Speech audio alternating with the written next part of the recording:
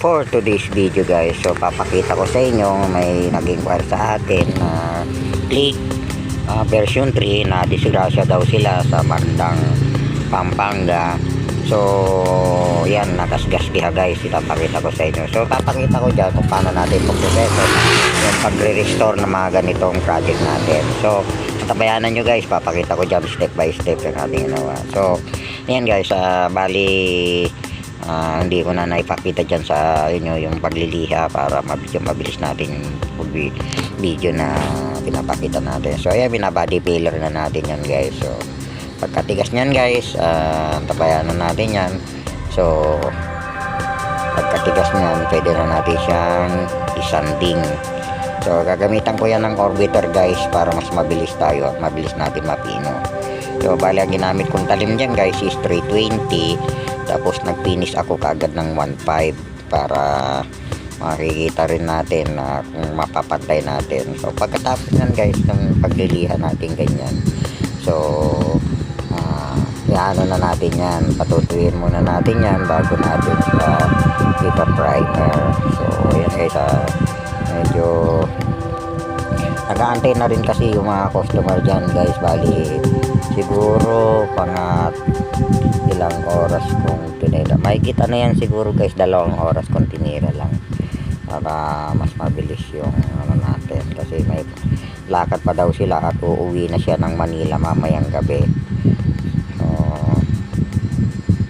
yan, tabayanan nyo siya guys para makita nyo kung paano natin pinaproseso yung mga ganitong project natin.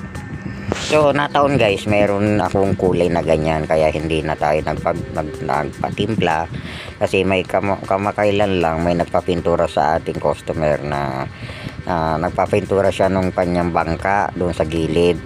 Ganyan din, power grade din, version 3 na ganyang kulay modelo. So buti na lang may tira pa tayo, bagamat konti lang naman ang gagamitin yan. So gagamitin ko ng spray gun dyan guys is yung airbrush natin, kasi medyo maliit lang naman ang buga noon.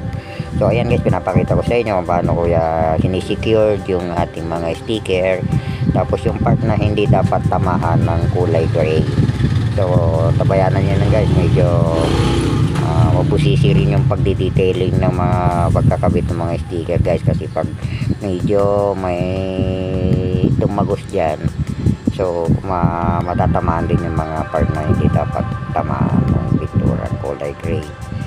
So ayan guys, tabayanan nyo siya. Mabilis lang yung ating video guys, please like and share. At mga gustong magpa-restore ng mga ganito, so pwede natin siyang i-quick restoring para maantay nyo na rin at hindi na rin magtagal.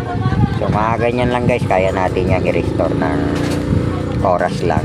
So ayan guys, binubugaan ko na siya ng, pero nagbuga ako dyan guys, tinimpla ko yung power gray na ano, pero ang ginawa ko na rin siya guys para hindi na rin siya mag ibang kulay. Yung ginamit ko na rin primer yung gray para medyo mas hawig po siya.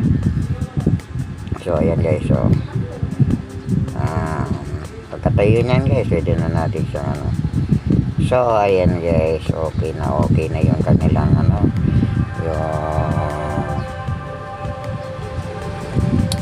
paha. So parang walang nangyari guys. So ayan guys, maraming salamat sa pagtitiwala sa inyo. Have a nice day at ingat sa biyahe. Good luck.